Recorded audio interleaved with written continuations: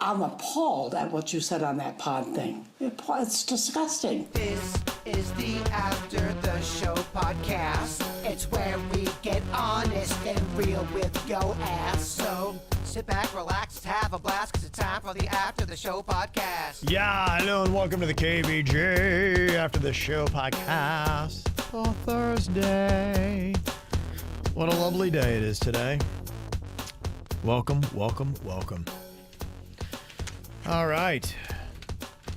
Virginia went out last night. I did. Had a little partay. I went to Johnny Longboats over on Singer Island.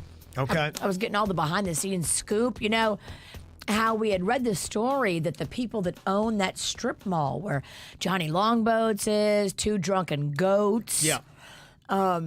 They were considering selling the whole thing, and then there was a developer that wants to put condos there, but now we don't know if like the city would approve that sort of thing, because that would take that whole public area and turn it into basically private.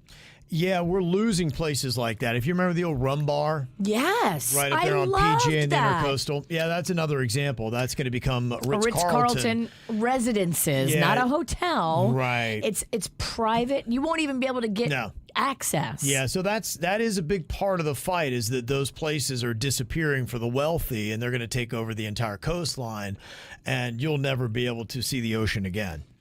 But I mean, Riviera Beach is for the people, y'all. Well, if you complain and say you don't like change, shut up, you fucking dinosaur. Well, change it devastates people. You know, it's basically people saying, "Get over your pain, bitch." And for a lot of people, that's kind of not that easy to do. If Johnny Longboats and that whole strip went away, it would be such a loss for the community and for that whole area, for all of Singer Island. Because there's not much on Singer Island that's not private. It'd be nice to see all these towns have designations that a certain percentage has to remain open to the public. And if they get to that level, say, sorry, rich developers, but all the land that you could take up and turn the public away from has been taken up. So there's no more properties you can put up that would take away that access. Well, this is how things become soulless, and you lose the spiritual part of things. You need that stuff to make things feel connected to humans, not big fucking tall buildings. There's a place in the world for them, but not everywhere. And I do fear this whole area is going to be nothing but that. Nothing but condos. And condos have no soul. Condos have no character. Condos have no vibe. You take something like Johnny Longboats and you get rid of it, and like that will change the landscape for the worse forever. Yeah. What I expect is going to happen, because if you know Palm Beach County in that area, you have Singer Island right there. And if you're aware of what's going on in downtown West Palm Beach, they are putting in high-end condos that is just south of the marina, the port of Palm Beach. And that whole area, I think, is going to grow up. So it's going to be north of downtown West Palm, heading to the port of Palm Beach. You know how it goes up over that bridge, and then boom, all of a sudden you're pretty much right there at Singer Island. Yes. I think that's going to be a massive swath of high-end properties. And I don't know how long it's going to take, but that is what the coastline's going to look like in at least 50 years. It will just be one after another, and that will be a whole, bunch of towers all the way through there. It's already starting, and you can see where they're going to meet. Yeah. It's going to be going south from Singer Island and north from downtown West Palm. And you're not your kids or your family won't be working there because robots will be. They might need all that because, that's the big problem, is having affordable housing for, people who are going to be the servants. And so if you can't, I guess robots maybe don't need all the housing. And that might be their reason to escalate what it was. I saw that they put up an affordable housing place in Hollywood, and they had units that were going to be about $1,000 or $1,100 a month. And so they opened up a lottery for applications. In no time at all, they had 21,000 applications. Oh, my. 21,000. Really makes you feel like you have a shot at winning that thing. And they really should look at those people's salaries. And if you make more than a certain amount, you should not be eligible for those. I think so many of the affordable housing deals are getting scooped up by people that make more than enough to afford a nicer place. Yeah, absolutely. And You that's shouldn't been the be allowed to problem. get low income housing if you're not a low income person. Unfortunately, I think the low income housing situation has expanded to people. I mean, just it's a lot of people are hurting more than there was. Yeah, and I think with intention, you are supposed to show that you do qualify for the low income. But the one thing that I had heard from somebody who is in realty is that apparently a lot of the terms on these buildings that they get is that they only have to be rent controlled for a certain amount of time, and then after 5 years, then they can flip them and then make That's them that. gross. And so that's how they get them greenlit. You know, from a lot of these municipalities who are like, well, we've got to have affordable housing because where's our police, fire, our servants going to live? Oh, this is going to be it. But yeah, that's ultimately going to be the big problem is where are the people who stir the drink in the community going to live? I hate to say it, but I don't even think one of those 1990s kind of we all do a concert to try to A Wayne's World. like a Wayne's World situation Concert. where the big fat cat pulls up in his limo and goes, you kids got heart. We're not buying. We're Aerosmith and we're going to play for free. It's just that was always, if you needed money, if you needed a fix to the problem, put on a concert. Yeah. I don't think it's gonna work this time. I don't know. We can try. It'd be fun. Yeah. I saw in the past decade, the millionaire population in West Palm Beach has grown by 93%. Wow. 75% in Miami. Top 4 cities in the country for millionaires. Miami's home to the most millionaires. Centimillionaires and billionaires. How about that, huh? Dang. Crazy, crazy wealth. Yeah, earlier today we were talking about the pretty privilege and the 3 different tiers and what you can expect to receive on it. The entry level tier, which let's say on the attractive scale, you're a 6 or a 7, high 6s and 7s. You get free drinks, help in need, and the benefit of the doubt, but you are not pretty enough to make a lifestyle out of it, just so you know. I think that's where I sit, Okay. Yeah, you get a few little things here and there. Yeah. Yeah, people may give you the benefit of the doubt here and there. Now, the mid-tier, these are the 8s on the attractive scale. These are the girls that get noticed. Like everywhere they go, everybody's like, wow, she's hot. You are actually offered benefits, drink and food. Pretty girls either want to be with you or they hate on you for no reason just because of your looks. Your beauty makes people think you are smarter and funnier than you actually are. And then the top status, model status, 9s and 10s. Don't see them very often out in public, but you can make a living out of how pretty you are. You get anything or you can get anywhere for free. That's how it all breaks down. I was like, Fascinating. I could see that. I can't believe TikTok broke that story that attractive people get more. I think putting More a tier level to benefits. what you get. And I thought it felt accurate to me, Virginia. Tier level. He's just Tier over here level. crying tears because he's not on it. Right. No, I'm acting like TikTok acts like they discover everything. Everyone knows what that person was saying. That's not. They didn't break any news stories. TikTok invented tier level. Oh my gosh, I can't believe this stuff. It's red, it's salty, it's called ketchup. Put it on fries. It's very Too cool. soon. Too soon. Sorry, but I mean, TikTok acting like they discovered some shit that's been around since, I don't know, for a while. Don't talk about ketchup. Don't talk about TikTok. Vish said, you know what? Talking about the pretty privilege, that same level status goes for people with money too, tiers of wealth. Oh, you're right. Yeah. That would be an interesting breakdown because, because there are. I mean, there are people that, man, when I was a kid, I used to think were wealthy, and now that in perspective, I'm like, not even close. See, as a kid, I knew we were pretty poor. Yeah, I knew too. Oh yeah, no doubt. I was like, this Yeah. sucks. I mean, we weren't poor to the point where we were struggling so bad, but I mean, it was tight at our house, man, and you could tell it was tight. There was stress. Yes. There was fights Yes. about money because my dad was tight and my mom was loose. And there wasn't a lot of money to be loose with, but she still found a way to be a little loose and piss him off. Definitely people way worse off than us, but it wasn't like we were swimming in a lot of. I mean, we went to Disney World one time, and it was, holy shit, what the fuck is happening? Did Dad win the lottery? I couldn't Right. believe it. Yeah. The standards in my town growing up of wealth, if you had an in-ground pool, and I think there were 3 in the entire town, if you had a big-ass satellite dish, Oh, yeah. they were massive. That was a big deal. Yeah, was. That was a big deal. And if you had a car other than a standard, there was one Porsche in town. It was my buddy RJ. His dad was a surgeon. Both his parents were surgeons, and he had a Porsche. And nobody else had any kind of car like that. And you knew it, man. You would hear it coming down the street, and like the whole town, people would be running out of store shops to see it drive by. Oh, damn. Yeah, it was. It was like that. Oh my God, come on. Another sign for me, when I was a kid, if a family had a second refrigerator in the garage Oh, yeah. just for beverages, Yeah. they were doing good. Yeah, They right. were a little bit richer.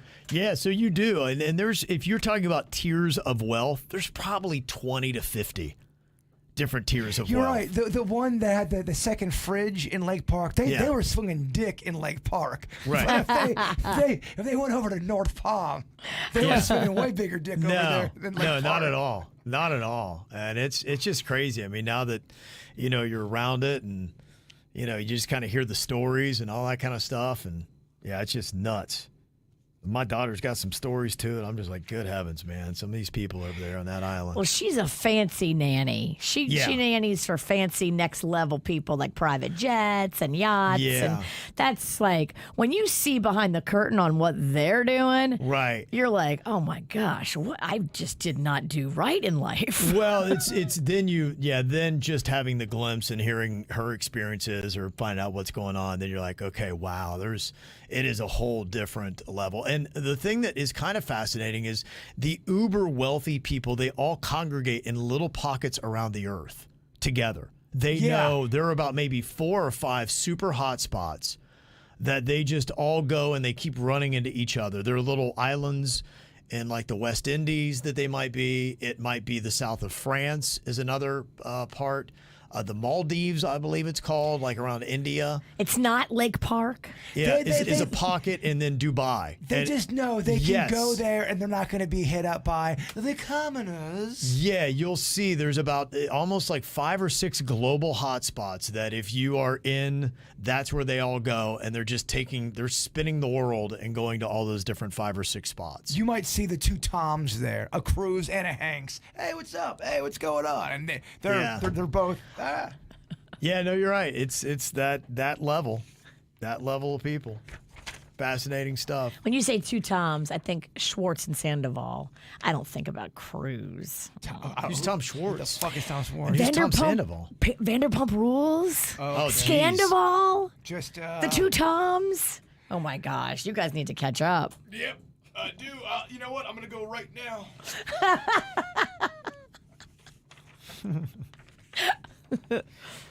Let me see a couple things to touch on. One thing I forgot to mention at the end of the regular show. I got distracted. I was asking Denny's for something, and I just ended the show. Virginia, there is a cupcake vending machine. Oh, baby, is there? Yeah. I'm so happy you brought this back up because this place needs to be talked about 24/7. Whenever you want fresh bakery-made cupcakes, not store-bought, fresh, no preservatives, no crap. Nina's Fresh Bakery in Jupiter, right there on Center Street. If you know where Jupiter Donuts is, it's right there across from the Ale House in Jupiter on Center Street. 24/7 big cupcake vending machine. So how is it fresh? They make They it stock it every day because it's attached to the side of the bakery.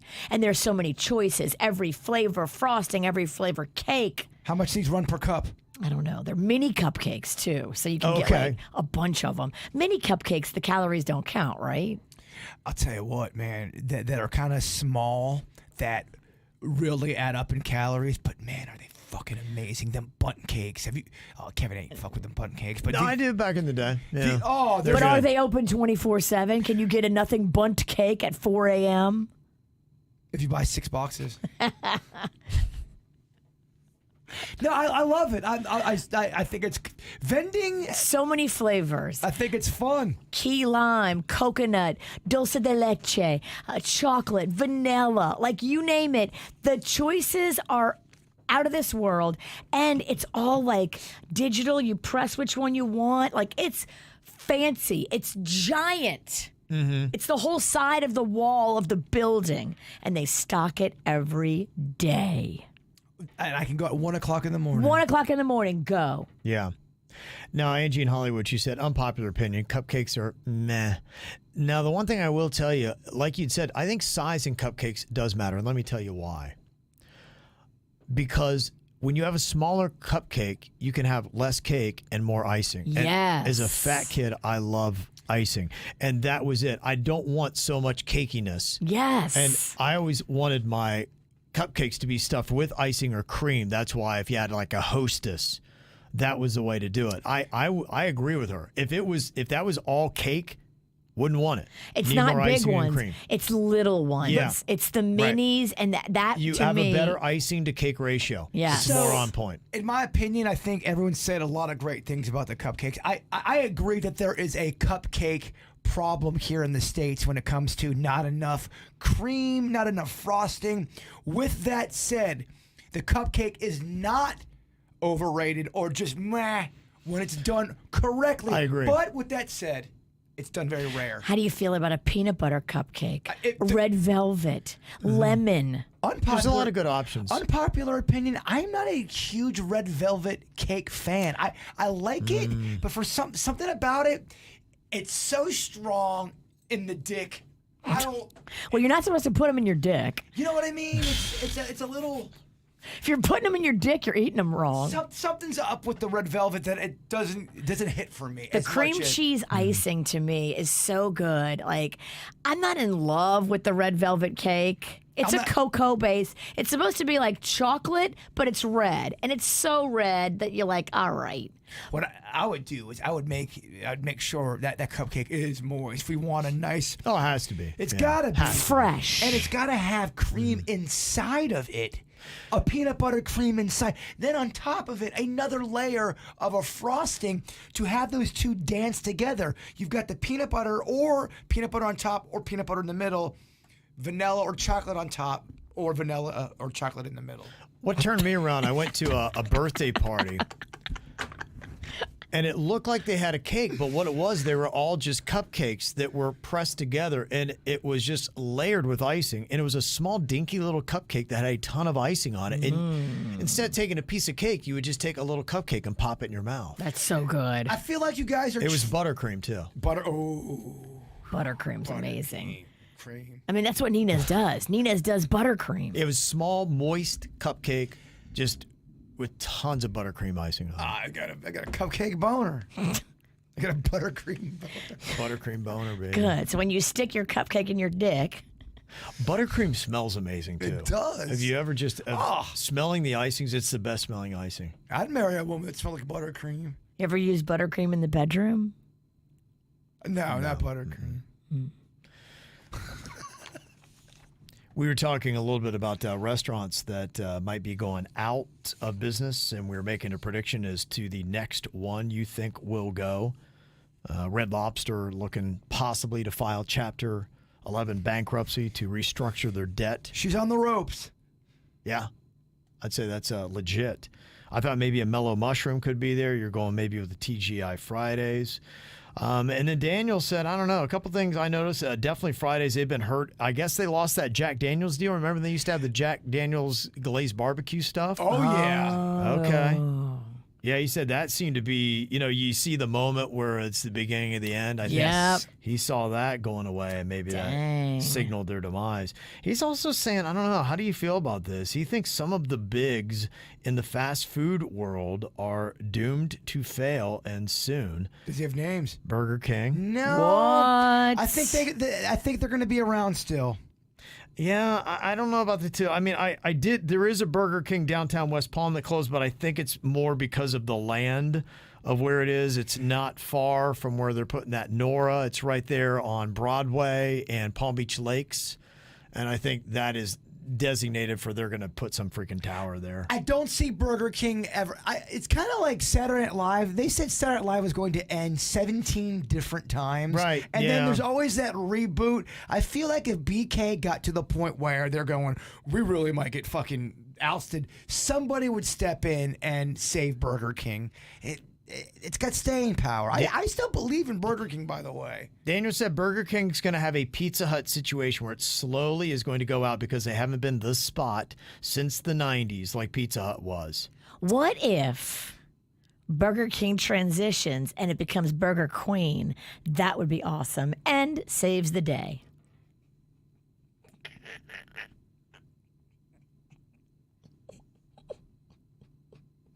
Wendy's, he says, is trying to do copy and paste like McDonald's as far as building design and not having the same charm like how Dave was doing it. That a lot of times is a kiss of death for so many businesses when the original visionary, because they had the vision, they understood the brand, and they had the passion. And sometimes when that person goes away, Oh, man. curtains. Passion is what drives everything. When that is dead, the dream is over. You have to have hope. You got to have passion. Those are the two things you got to have in anything in life. Passion's gone, man. That's what happens to Burger King. It turns into shit. Yeah. Now, I believe in you, Burger King, but do you believe in yourself, Burger King? I'm asking you. Do you believe in yourself, Burger King? I get a feeling like we don't give a fuck. I If they agree. had a new slogan, I think Burger King, Burger we don't King. give a fuck. We don't give a fuck. We haven't mopped the floor since 2012. We have a king-size attitude problem. Yeah. You're right, and to that emailer's point, and I do appreciate that was a very well written email. Okay. I love the passion behind it. If they don't get themselves together within the next 10 years, they're done. But I just don't see them not buckling up and saying, "Let's fucking go, Burger King. Come on." We're the home of the Whopper, damn it. If I brought you into the boardroom, sat you down, and said, "How do we say Burger King now? What are the moves we need to make?" We would have to, without a doubt. The customer service is just fucking terrible. And however we have to figure out a way to fix that, whether that's raising some prices and taking some things off the menu, but we have to figure out our customer service problem first I'm of all. going to throw something at you. You tell me what you think of it. We're going to go and cut our workforce in half. We're going to hire higher quality at a higher rate. And then the other half is going to be automated machines making the burgers. I think I'm living in denial to say we're not going to have to hybrid with the robots because they're not going anywhere. They featured a fast food restaurant this week that the entire kitchen is made up of robots. And they said humans don't want to work the fry machines because you get splattered with grease. And so they had machines, robots using AI, and it created all the food was made by machines. The problem is with AI and all that stuff is that I don't think, and we'll probably get there eventually. There are times when things don't go right where you need a human there to be able to talk to. You experience that sometimes on a phone, try to pay a bill. Yep. They send it to the website doesn't work. They go to the phone and it's a robot, and then there's nobody to help you, a legit person. That's not going to ever go away if AI doesn't provide that for you. Mm-hmm. So I don't know. Okay, we're living in strange times. Kids dressing up like cats. They are. We have clips of that today. Burger King's in the shit house. I don't know. You make any changes to the food? Yes, What do you do? absolutely. We need to. I feel like they haven't gotten. They've gotten away from their original, their taste, their Go back to the old school. Stop doing stupid shit like chicken fries. Stop doing stupid shit like chicken fries. Make the Whopper better and good and Yes. more affordable. The person, I think, is it Carl's Jr.? There's one fast food restaurant that's keeping their prices pretty low, and they're getting a lot of shine for that. You might have to start undercutting some people. McDonald's, their food's too expensive for people. That's the big backlash right now. Yeah. Start making that your headline. Hey, we've got fast food prices here at our fast food restaurant. That would be a powerful slogan. Yeah, real fast food prices like you knew. That would be a good campaign. If somebody could, now the big question is, you're waving a magic wand, and how do you get better ingredients and you wind up making a more affordable product? And honestly, I think the only thing you got to slash jobs. We've got stuff to talk about. Yeah. I do think Burger King could be better. I think their icy machine needs to work. I think you start getting rid of dining rooms. What do you think? I don't know. Who wants to Kevin. freaking go into a fast food restaurant and sit down and eat? You never see anybody in there. Not anymore, you don't. Yeah. Because they don't make it fun anymore. It used to be fun. Reduce the size, increase the drive-through lanes so you can get through faster. Okay. Make the prices a little bit more affordable. Fast food, I'm telling you. I know someone's going to write you a long email. Burn the economics of raisins. Yeah, I hear you. I get it. Yeah, there will be the poo-pooers, no doubt. And Rosalind, on the Red Lobster tip, you were talking about it. You didn't think Virginia could make them. Well, Red Lobster does do the cheddar biscuits in a box. You can go and get that batter and all that stuff. Not the same. I It's have, not. believe me. tried it. They're decently close, but they're still not. They're not what we want. They're not. They probably left a few little things out. They're not going to give away all the secrets in the box, and you're not going to be able to prepare it exactly the way that they do. Well, I just noticed when they do put restaurant things into the grocery store, TJ Fridays does it with their potato skins, and they don't taste exactly like the TJ Friday potato skins. Okay. Taco Bell does their sauces; they're on point. Chick-fil-A does their sauces; they stay true. Yeah. We were also talking a little economics yesterday on the show when we were talking about the number one draft pick for the WNBA and just what she makes, and just kind of giving a comparison as to some of the economics between the two basketball leagues. And, WNBA, kind of a startup. They're there, lower salaries. I mean, in fact, that girl, she's making a lot less than the mascots are on a lot of the NBA teams. And then, of course, the NBA players are making a good bit more money. But, hey, if the WNBA gets serious, and I think they had something really positive, the fact that the women's championship game in the NCAA was higher rated than the men's. Okay, maybe it's a new day. Maybe it's a new era. And the reason why was you had a player that was doing phenomenal, breaking records, and they did a good job of promoting it. It was a good storyline, and people tuned in. Christina said, to add to the conversation about the NBA versus the WNBA on payers play, the players are not asking for the same pay as the men's league. They're asking for the same percentage of revenue shared.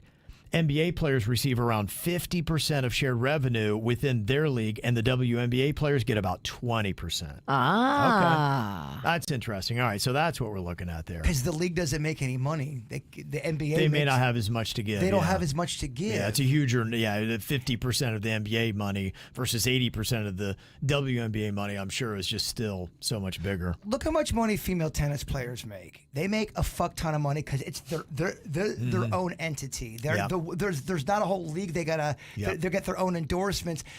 I know a lot of people want to say it's trying to keep women down, but I don't think it's completely that. I think you got to get realistic with it. Look, Yes. it's capitalism. It's about eyeballs. It's about marketing. It's about all that kind of stuff. And, the way you do it is, you're right. You have heroes that you can look up to with great storylines, a great product, and then you market those players in the storylines, and then you make merchandising accessible, and you have good competition in good arenas, and you're on good networks. I would love it if the WNBA got popular and people were making millions of dollars. That would be amazing. Yeah, and it could be a new dawn. I think that's how you have to look at it. You don't, yell, bitch, and complain about where it is now. You say, okay, this is a starting point for where it could be, and hey, let's see what the men are doing and see if we could even get to a fraction of what they are. If they are, that's a whole new version of wealth. But it's not as sexy as talking about how.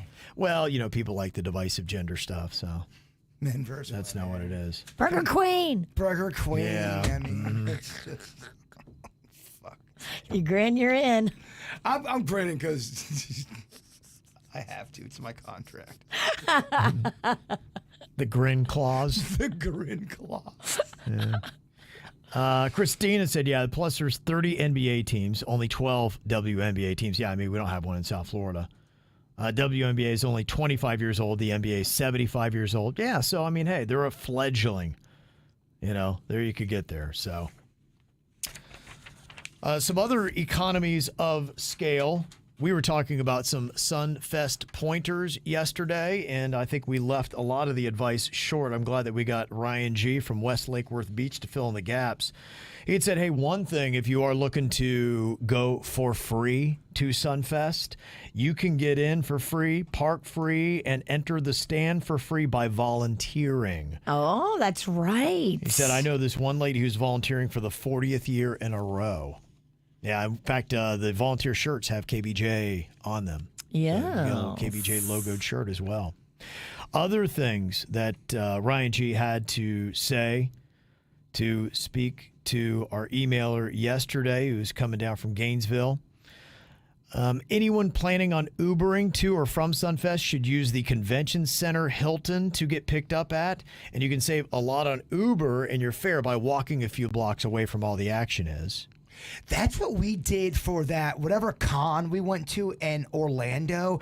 Everyone was paying so much money and fighting with the traffic. We parked a block away at a McDonald's. You had to pay a little bit of money, but it wasn't that much. And we hiked it up there. It was the best move to make. If you're willing to walk and you're able to, highly recommend it. It's worth it. Mm-hmm. Ryan G. also said you can save money parking in the Grandview Heights and taking the 10 to 15-minute walk through City Place and down one of the side streets to the main entrance. You probably be jacked up walking to the event. Walking back, you might not. Right. It's always not as sucky fun. walking. You know, a lot of times, too, in these towns, I imagine they do as well. That's what I've done with Tortuga. West Palm has some. I'm not sure how well they're covered, but, man, in Lauderdale, they now have these kind of like golf carts, or they're like small cars. Yeah. I guess they're huge-ass golf carts. I They don't even had know. the Icon golf cart brand had them out at the Palm Beach Boat Show.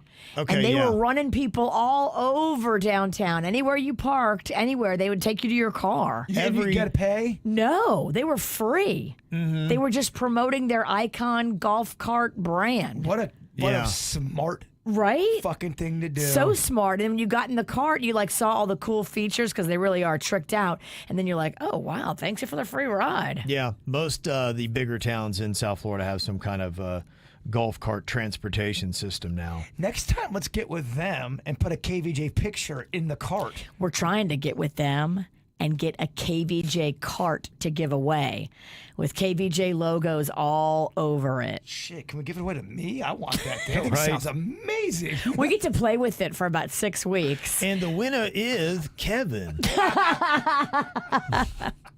It's going to be tricked out. I'm crossing my fingers it comes to fruition. I've been working on this for about 8 months. Yeah, if Riggy ever had to work, Really? That's the time you got to it's rig time something. you rig something. I could pick you up from your house, Kevin. That'd be And amazing. drive you to work because they're street legal. Oh, yeah, right. Yeah, most towns allow that. It is pretty crazy. Ryan G. also said, get food and drinks at one of the downtown restaurants. It's going to be half the price of what you're going to pay at the festival for food and Amen. drinks. Good notes from this Ryan guy. Yeah, no doubt. Also said, if your favorite band is playing at the North Ford stage, the stand tickets get. It's totally worth it, in my opinion, because you're right up front and you can see better, especially if you're short like me. Now, I did say that if you are looking at the Meyer Amphitheater, it's not really worth it because it's got that rim around it with the hill and you can get great sight lines. So you're paying money you don't really need to for that. Okay. Sounds good. He said, if you're talking about the Ford stage, I usually get there around 4 p.m. to see performers that go on at 9:30. Oh, my God. This son of a bitch likes to Sunfest the right way. Yeah. I don't have that kind of Sunfest hard. time. I wouldn't.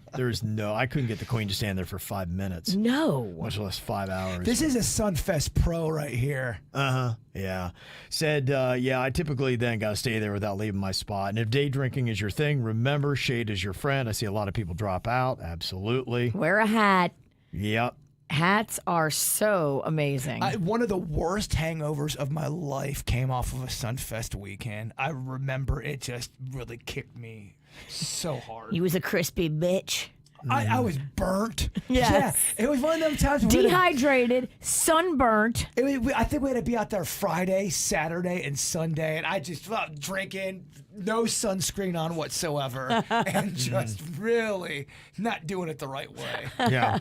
Also, if you're drinking on the party barge and you run into a KVJ Nationer that hands whatever their pen is, don't take a hit of it because you'll have to sit on a curb for 3 hours. Did you do that? You don't smoke Terrible weed. idea. You should be smoking. It's a fucking terrible idea. Nothing from Don't smoke strangers' One of my worst ideas. weed. It probably was meth. I don't know what the fuck it was. I was so saying. down and out. The world spun at a very fast level for 3 hours. You just never know. It's Terrible some of these idea. people. They were so nice and so enthusiastic. Like, Kev, take a rip. I'm like, yeah, why not? Fuck it. What could go wrong? They left. Oh my gosh. What could go wrong? Look Everything. how awesome. We got Kevin Ralston to smoke meth. I can't say confidently it wasn't. No one can. No one knows what At was this in point, that fucking yeah. thing. No one knows. Trust no one's pen. It is. If you don't know somebody and they offer you a joint, or if these days I'm just like, Just don't. Don't. I'm good. I got Yeah, enough. Don't. Yeah. Also, Ryan G says, do not keep your cell phones or wallet in your back pocket. It's usually going to get stolen, and these organized rings come up from Miami. They're very talented at stealing phones. That is true. Be so careful. They busted some clown last year. He had a backpack with like 30 phones in it that he had been stealing from everybody at Sunfest that was just unassuming and had no idea, and their phone in their back pocket, and then the next minute it's gone. I mean, I'm a pacifist, but if somebody kicked him in the dick, are you that upset? I'm not sad if they rough him up. I mean, He deserves whatever rough up he gets. it really fucks up your life when someone takes your phone. Man. Yeah. It throws you upside down. And then Ryan G said, don't take the Bright Line down from Orlando, because if the weather is a washout, you're going to need a plan B, and you'll wish you didn't take the Bright Line. And also bring sunblock. That's what I'm saying. Okay. You will turn into a crispy bitch. Yep. This is kind of funny. We were playing Two Truths and a Lawsuit today, and one was that Spearmint Rhino was, suing Peppermint Hippo or something like that. And April said, I thought the Peppermint Hippo was the fake one in that because that's the name of the strip club they have in South Park. They apparently went for it for real. Huh. So if South Park had that, I wonder if they... Theirs where is it came parody. from. Theirs is parody. You can get away with it as a parody on a TV show. When you open up an actual establishment and you compete with the Spearmint Rhino. Well, I'm wondering if the Peppermint Hippo came from South Park, and So- they did that to kind of spoof on Spearmint Rhino, and then they did that, and then would they have to pay the creators of South Park, or could it even be the creators of South Park themselves that opened up that strip club? Technically, if South Park's got the copyright of that and then they open up a restaurant, whoever did that, they can't technically do that. South Park doesn't know about it because it's probably a small establishment. Yeah. But I even noticed there's some places that play on some words with some Star Wars phrases, and I know that if George Lucas caught wind of that, he would send the stormtroopers after you. Cease and desist. Oh, yeah, you can't. It's a fine line. I couldn't just open up a place called Yoda's. You know what I mean? Yeah. Yeah, so just kind of doing a quick search on it. Yeah, there is a whole Peppermint Hippo South Park thing. Gino was a crime boss and drug dealer who appeared in the season 7 episode Little Crime Stoppers as the owner of the Peppermint Hippo. He is a figure in the South Park criminal underworld. Peppermint Hippo is currently at 1531 Las Vegas Boulevard in Las Vegas, Nevada, where Spearmint Rhino is also. Yeah, so I've never been to Peppermint Hippo, but I did go to the Spearmint Rhino on Okeechobee. Is it still there? It was all kind of scandalous and fun. It shouldn't be there. I think Somebody in our group got naked and got up on a podium or something. I can't remember what happened, but Spearmint Rhino let us get loose. So I wanted to see if it was Trey Parker or Matt Stone, the South Park guys that owned Peppermint Hippo, and it says it's Alan Chang. He's the CEO. He previously worked at Spearmint Rhino. So you got to imagine there's bad blood there. They probably hate that dude or he hates them. And so he's like, oh, yeah, Spearmint Rhino, I'm going to do Peppermint Hippo. And now there's a lawsuit going on. Fascinating. So, yeah, there's a story. I love a story. I love a personal vendetta. Yeah. They both probably have pockets to litigate. This will probably fight for a while. Yeah, he used to be the director of business development for Spearmint Rhino. That's so awesome. Yeah, and then fans of South Park will recognize the name too. So, yeah, I wonder if they just took the name from that or if they just landed on the same creation. Kristen said, longtime listener, and I listen to your show in the morning on the way to work. And then the ATS, I got to point something out. I noticed when you're all saying the alphabet backwards, when Kevin was doing it and messed up a letter, Virginia told him it was wrong. And when Jaybird messed up, no one told him he was wrong, and Kevin won. Just saying it was Kevin of Virginia before KVJ. We did correct that error because people pointed it out. And so Jaybird got the win. I was DQ'd with Virginia's move. But there. like any retraction, the media always spends more time on the actual wrong part, and then the retraction's like, oh, yeah, by the way, everyone. We took 10 minutes crowning Kevin as the victor. Yeah, that's all right. We I took enjoyed 3 it. seconds retracting it. I On the felt podcast. I felt like I won. You did. I felt like I At the won. end of the day, you won. Okay, so there you go. That's your second retraction, just to settle the score. Let me see. About the only other thing to cover is kind of keeping an eye on what's going on with the Boeing whistleblower thing that is happening. You know, as their planes are falling apart, as they're flying them all across the world. There was a dude that testified before a Senate committee yesterday over safety concerns of the 787 Dreamliner. He said that it's not properly fastened and it could just start breaking apart over time. Well, I don't know if you need over time. I mean, they've already lost one panel and windows are popping out and the cover of one engine popped off. Is that a big deal? It is kind of a big deal. People did point to Weekend Tonight. They had done about maybe 2 weeks ago now a special on it that I finally got around to watching. It does take about 20 minutes, but it discussed how Boeing has really put the value of their stock price over safety, and it all happened when they merged with McDonnell Douglas back in 1997.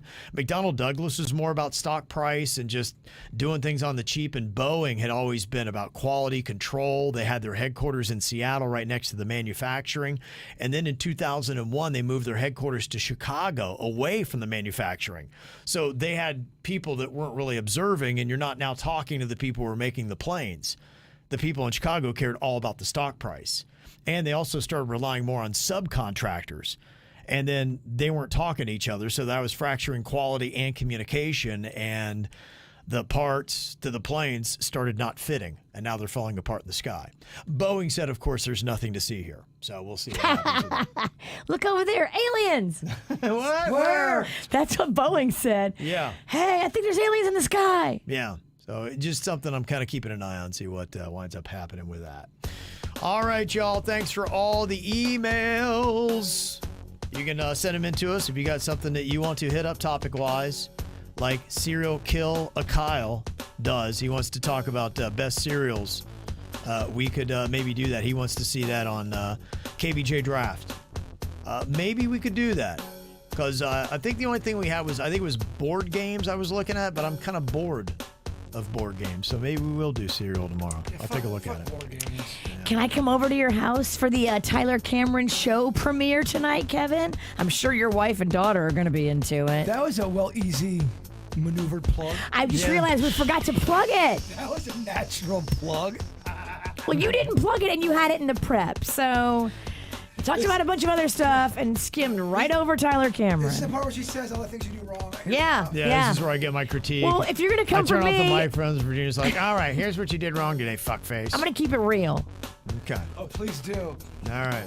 Y'all have an amazing day and watch Tyler Cameron's show tonight, please. Oh, the music ran out. We'll see you tomorrow.